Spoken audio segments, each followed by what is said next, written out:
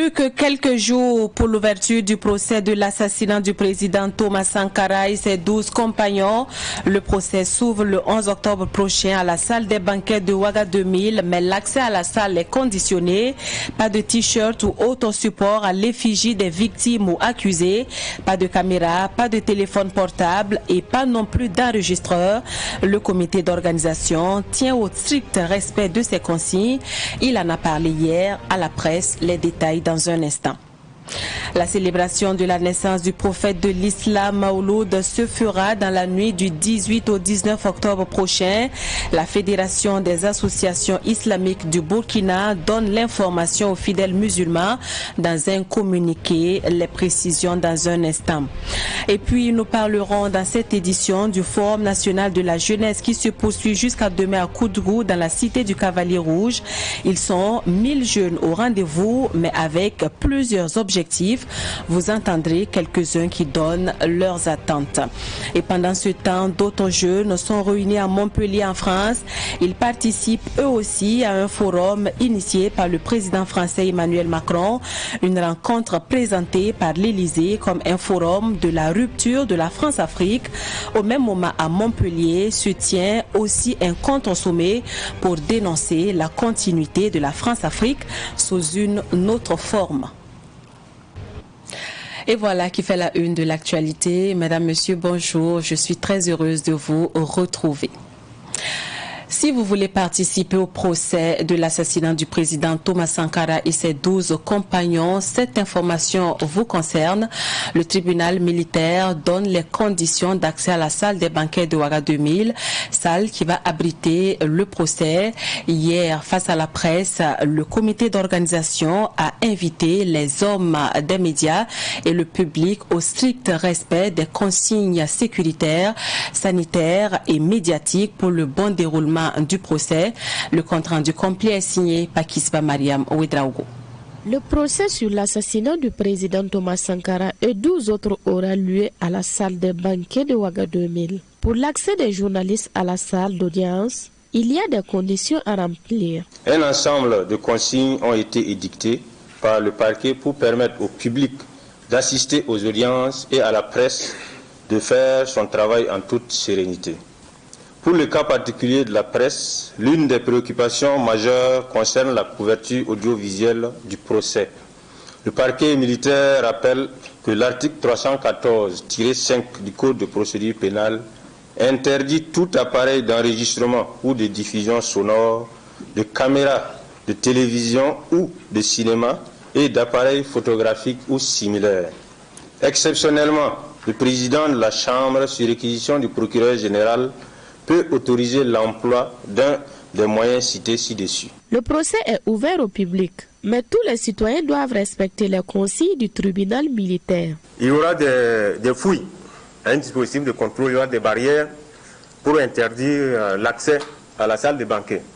Et le franchissement de ces barrières-là sera, sera conditionné par la présentation de badges pour pouvoir franchir et venir au niveau de la salle. Et pour avoir accès à la salle, il y aura des fouilles également. Les fouilles seront faites. Il y a 3 entrées qui seront ouvertes. Une qui sera réservée aux officiels, aux magistrats. Une entrée qui sera réservée au public. Et puis une entrée réservée, aux accusés. Il est à noter également que les téléphones portables, les appareils électroniques ne seront pas autorisés. Le port des pagnes, les casquettes, les foulards, les écharpes, les banderoles, les pancartes, des t-shirts à l'effigie d'un des accusés, d'une victime ou d'une partie au procès, ce serait interdit. Même aux abords de la salle, même au-delà de nos barrières, à proximité de nos barrières, on ne veut pas voir les gens avec des tenues qui portent les effigies des personnes mises en cause dans le procès. Alors, pour le public qui n'aura pas de badge, l'entrée ou l'accès à la salle là, sera conditionné par la présentation de la CNIB.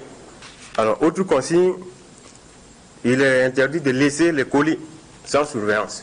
Le port du cache-nez est obligatoire, ainsi que le respect des mesures de distanciation. Un autre rendez-vous est particulièrement attendu par les hommes et femmes des médias. Il s'agit du FILEP, le Festival international de la liberté d'expression et de la presse. Le FILEP, qui a sa 9e édition cette année, se tiendra du 10 au 13 novembre prochain à Ouagadougou. Ce sera au CBC. Les activités au menu de cette édition ont été expliquées à la presse au cours d'une rencontre. Les détails sont signés par Daouda Yamigou. Ce 9e FILEP est placé sous le thème « Au carrefour des crises sanitaires, sécuritaires, politiques et des mutations technologiques, construisons des médias résilients au service des citoyens africains ». Un thème qui va permettre de mettre sur la table les idées de journalistes d'Afrique, d'Europe, du Canada et des États-Unis, selon le président du comité de pilotage du FILEP 2021, Siriki Dramé. Selon l'évolution du contexte, on trouve chaque fois des thèmes appropriés pour permettre la réflexion et donc autour du Festival international de la liberté d'expression de presse pour en tout cas lancer des pistes de solutions aux différents problèmes que connaissent donc les médias et les défenseurs des droits humains de façon générale en matière donc de promotion de défense des libertés, et notamment de la liberté d'expression de presse. Donc vous voyez, c'est un thème quand même interpellateur. Et, vous voyez, tout le monde est concerné par l'insécurité qui sévit en Afrique, notamment dans les pays du Sahel. Et aussi la crise sanitaire, la pandémie qui s'est déclenchée en 2020 avec tout un corollaire de problèmes de survie même pour les médias et les journalistes. Donc c'est des thèmes de réflexion qui vont nous permettre de lancer des pistes de solutions. Le FILEP 2021 innove en apportant une touche populaire à l'événement à travers une rue marchande. Le FILEP 2021 innove également en apportant une touche populaire à l'événement. Cela va se faire à travers une rue marchande. Cette activité se tiendra grâce au partenariat avec le groupe Savane Média, qui a déjà une expérience et une expertise sur l'organisation de ce type d'activité populaire avec ses partenaires. Le prix Norbert Zongo du journalisme d'investigation, qui est remis à chaque édition du FILEP, change d'appellation officielle et devient le prix africain du journalisme d'investigation Norbert Zongo. Mettons à présent le cap à Koudougou où se déroule depuis hier le Forum national de la jeunesse, un rendez-vous très attendu par les jeunes et qui les mobilise. Les jeunes, à travers ce forum, donnent leurs attentes et participent aussi aux échanges démocratiques pour ce qui concerne le développement socio-économique du Burkina. Cette année, la thématique est axée sur le rôle et la place de la jeunesse dans le processus de la réconciliation nationale. La cérémonie d'ouverture avec Issa Oumarati hier. Après Bobo Dioulasso en 2019, les jeunes des 13 régions du Burkina Faso se retrouvent dans la cité du Cavalier Rouge pour la 8e édition du Forum national des jeunes cette année. Ce forum, qui se déroule sous le thème Réconciliation nationale au Burkina Faso, rôle et place de la jeunesse, a servi de cadre au président du Conseil national de la jeunesse pour dénoncer certaines décisions prises au nom de la jeunesse qui sont pourtant contre la jeunesse, pense Moumouni Diala. Tous ceux qui veulent accompagner les jeunes savent que la jeunesse a sa manière de faire, savent que la jeunesse a ses priorités. Parce que nous avons constaté que le milieu de la jeunesse est devenu un fourre-tout, où chacun fait ce qu'il veut, en sa manière, au nom de la jeunesse, sans souvent associer la jeunesse et même des actions et des impacts qui vont à l'encontre de l'épanouissement de la jeunesse. Sur la question sécuritaire, Moumouni Diala s'est adressé directement au Premier ministre Christophe Dabiré, appelé à diversifier la coopération militaire du Burkina Faso.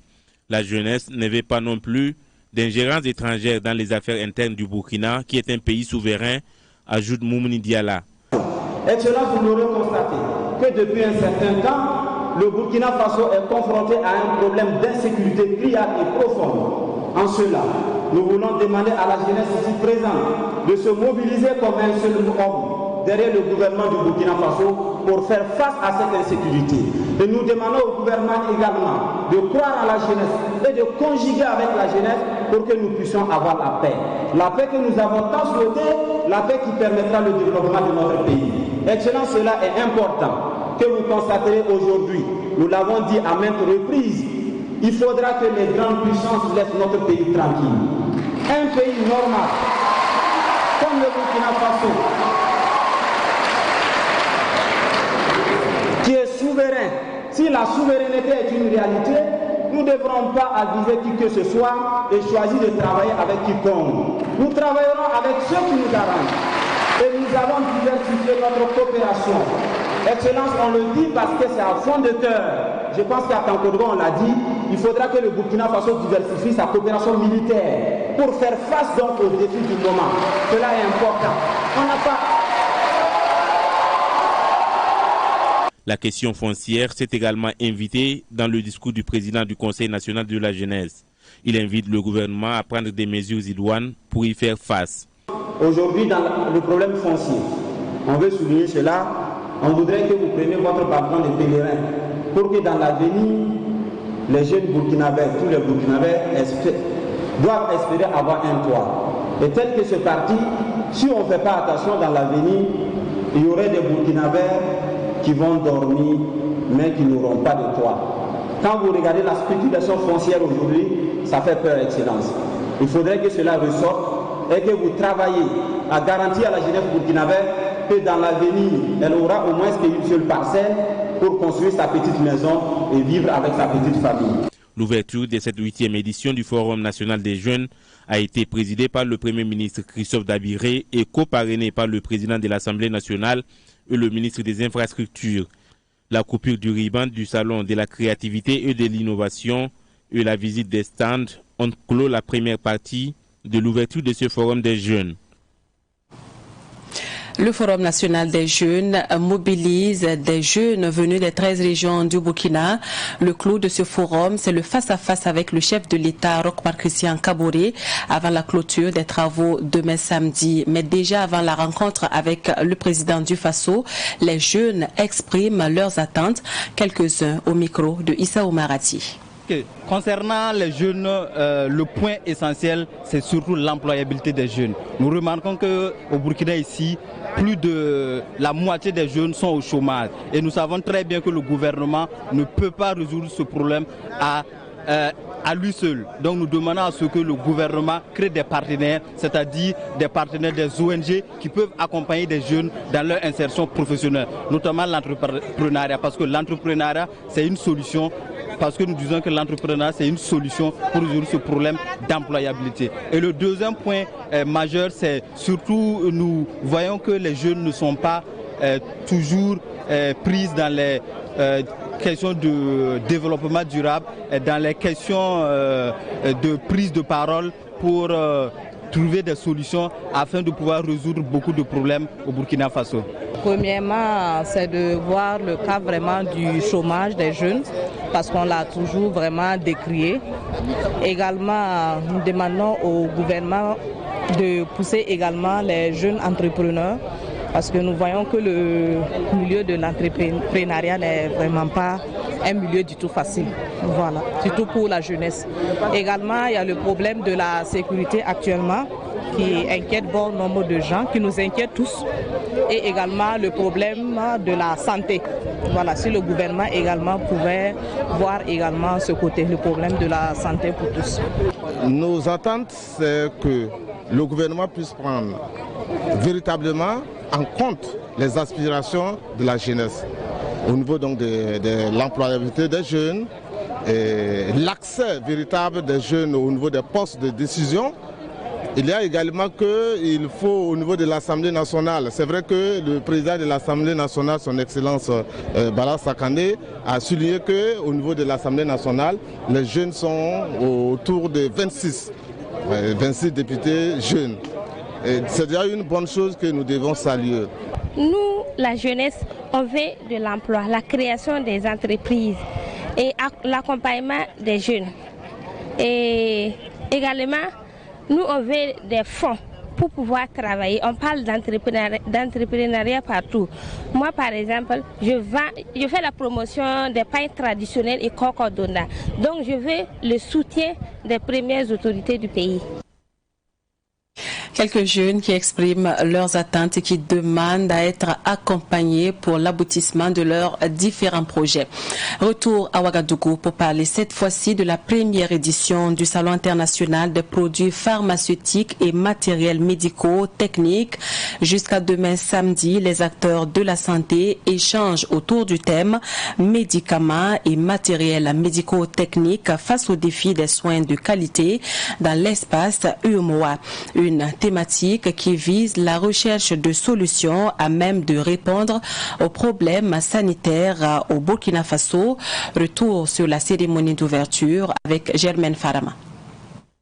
Le Salon international des produits pharmaceutiques et du matériel médico-technique de Ouagadougou CIFARM est le premier cadre de rencontre et d'échange des acteurs de la santé de l'espace UMOA. Pour les professionnels de la santé du Burkina, cette première édition du CIFARM, axée sur les médicaments et le matériel médico-technique, est une réponse à l'industrialisation pharmaceutique du pays. C'est une réponse à laquelle nous nous attendions pour faire en sorte que le domaine pharmaceutique puisse être à même de pouvoir répondre aux défis qui se posent au système de santé de notre pays.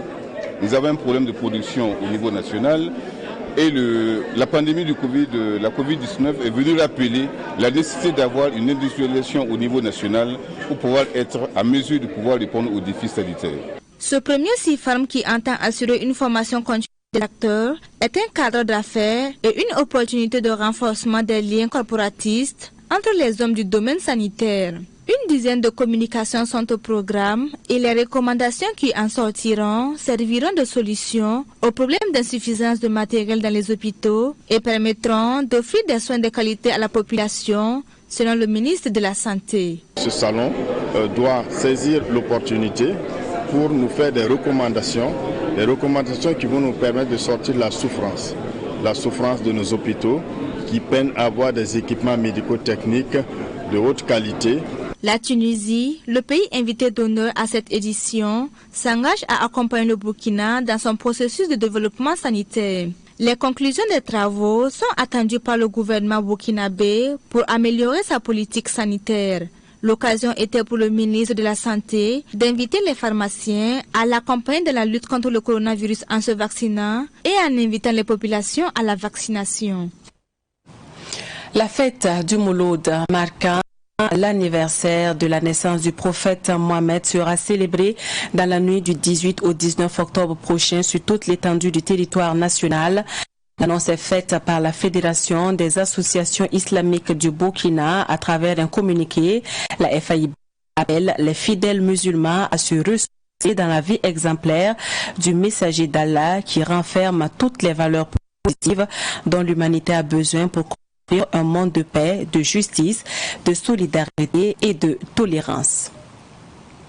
En Côte d'Ivoire, l'église catholique Saint-Michel de Yakassé à Tobrou a célébré sa fête patronale dimanche dernier.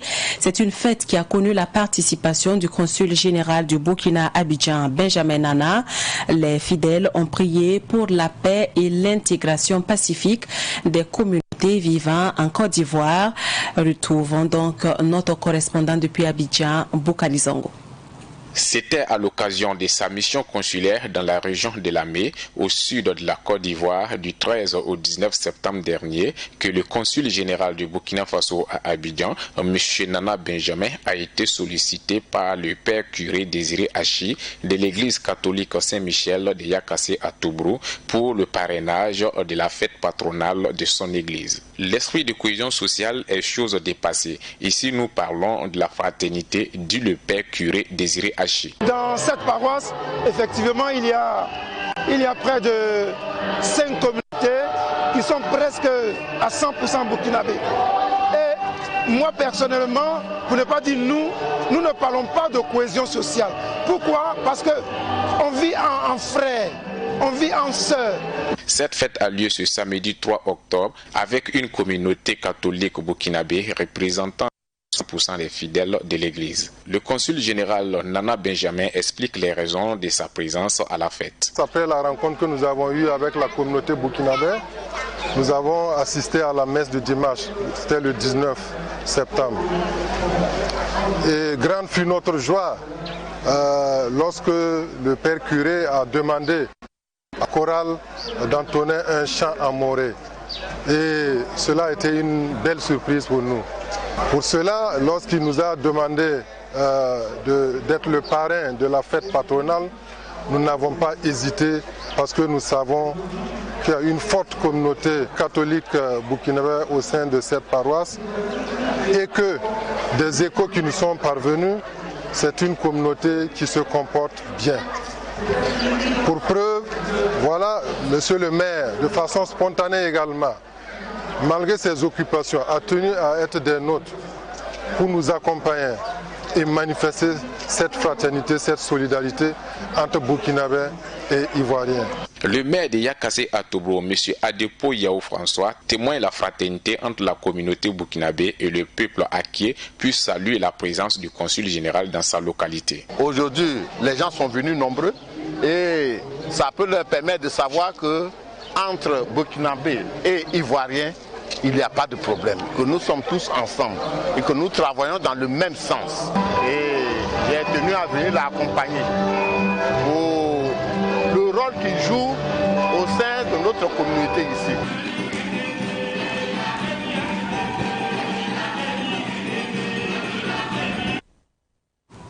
Tout de suite et maintenant, direction Montpellier en France. C'est aujourd'hui le face-à-face entre les jeunes Africains issus de la société civile et le président français Emmanuel Macron. La rencontre se tient donc à Montpellier et elle rassemble des Africains issus de la jeunesse, de la société civile, des artistes, des entrepreneurs et des sportifs. L'événement intervient dans la poursuite du renouvellement de la relation entre la France et l'Afrique. Cela après la rencontre de Ouagadougou en 2017. Notons qu'aucun chef d'État africain n'est convié à cette rencontre. Selon le président Emmanuel Macron, ce sommet se veut d'écouter la parole de la jeunesse africaine et de sortir des formules et des réseaux obsolètes. En clair, il intervient pour rompre avec la France-Afrique, ses pratiques opaques et ses réseaux d'influence, a indiqué l'Élysée. Pendant ce temps, d'autres jeunes sont aussi réunis à Montpellier en France pour un contre-sommet qui les réunit depuis hier et qui va se poursuivre jusqu'à dimanche prochain. Ces jeunes annoncent la continuité de la France-Afrique sous une autre forme. Ce contre-sommet a démarré hier et va donc rassembler les jeunes pour parler des thématiques qui touchent la France et l'Afrique. Rendez-vous dans nos prochaines éditions pour suivre les conclusions de ce sommet. Mais avant cela, l'actualité internationale nous envoie au Nigeria où la police a annoncé hier qu'environ 200 otages ont été libérés par les forces de sécurité. Ils étaient détenus par des forces armées dans l'état de Zamfara, dans le nord-ouest du pays. Il s'agit de gangs qui sévissent depuis des années dans le et le centre du Nigeria, procédant sur des enlèvements dans des écoles contre rançon. Des centaines d'écoliers ont été enlevés depuis décembre. La plupart ont été libérés ou relâchés après versement d'une rançon, mais des dizaines d'entre eux sont toujours détenus selon d'autres sources. Selon le gouvernement nigérian, depuis plusieurs semaines, une opération militaire de sauvetage est menée par les forces armées nigérianes dans l'état de Zamfara et dans d'autres états du nord-ouest. Ces opérations de recherche ont consisté à interrompre les télécommunications afin de perturber les communications des ravisseurs. C'est d'ailleurs l'une de ces opérations qui a permis le sauvetage de près de 200 personnes. Fin de cette édition. Merci à tous de l'avoir suivi. Je vous souhaite de passer un très bon après-midi en compagnie de nos programmes. Au revoir.